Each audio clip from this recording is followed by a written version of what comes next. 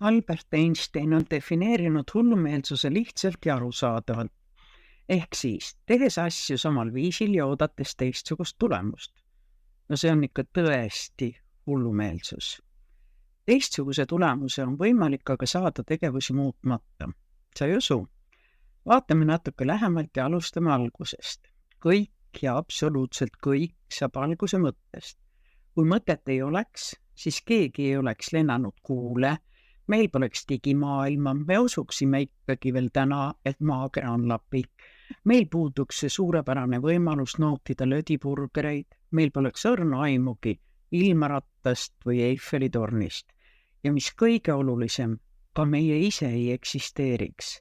Seega kõik meie ümber, kaasa arvatud meie ise, oleme mõttetegevuse tulemus.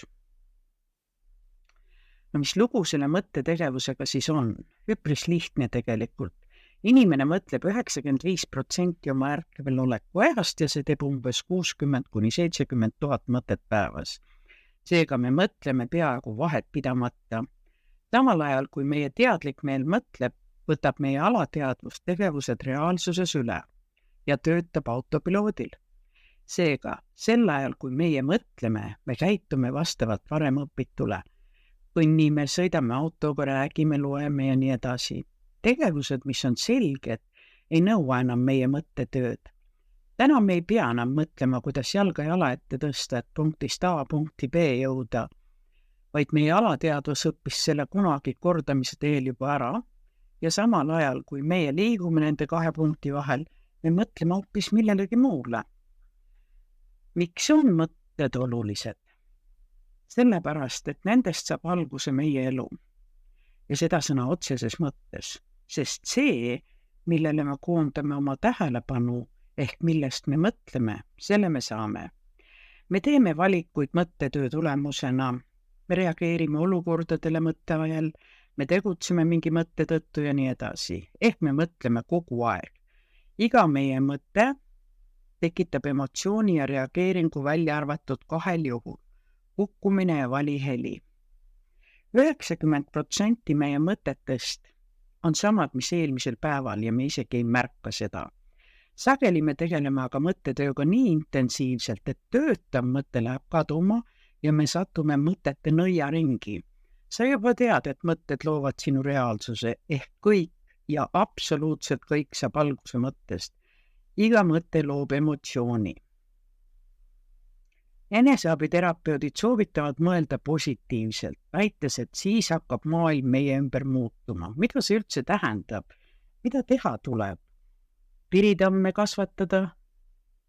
Kõik me teame, et negatiivseid mõtteid kunstlikult alla suruda ei tohi, sest see ainult võimendab neid. Kuna iga meie mõte loob emotsiooni, siis on kõik väga lihtne, jälgi ainult emotsioone. Neid on ju ainult 2, hea ja halb. Mitte keegi ei jõua jälgida neid 60 või 70 000 mõtet, mis iga päev meid külastab. Ja seda pole vajagi.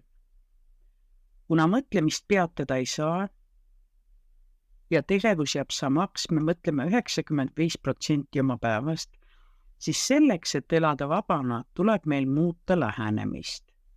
Maailm saab alguse sinu seest. Sest sina ju mõtled endale sellise maailma välja, nagu ise soovid. Tänased mõtted on sinu tuleviku reaalsus. Meenuta veidi, kas pole? On küll. Vahet pole, kas sa kunagi mõtlesid midagi, et ei taha seda, või siis, et tahad seda, sa said need mõlemad. Alusta oma tunnete jälgimist ja pea meeles, et kõige tähtsam elus on tunda ennast hästi. Sinu sisemine arvuti töötab ammu aegunud programmi järgi. Tee talle uus.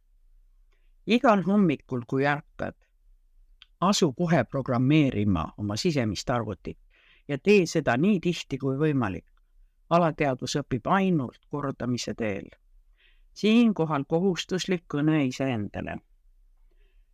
Ükskõik, kuhu ma täna lähen, ükskõik, mida ma täna teen, või ükskõik, kellega ma täna kohtun, minu peamine eesmärk on näha kõiges ainult seda, mis mulle pärale jõudes meeldib. Ja kui see mulle pärale jõudes meeldib, siis ma tunnen ennast hästi. Ja minu peamine ülesanne siin elus on tunda ennast hästi. Kui sa seda teed või kui oled skeptik, siis kas või naljaviluks proovid mõned kuud. Siis näed, kuuled ja tunned, kuidas maailm sinu ümber muutuma hakkab. Ja sina saad vabana elada. Ainult sina saad tulemust muuta, tegevusi muutmata. Anna oma mõttetegevusele uus suund. Muuda tulemusi, tegevusi muutmata. Ela täna.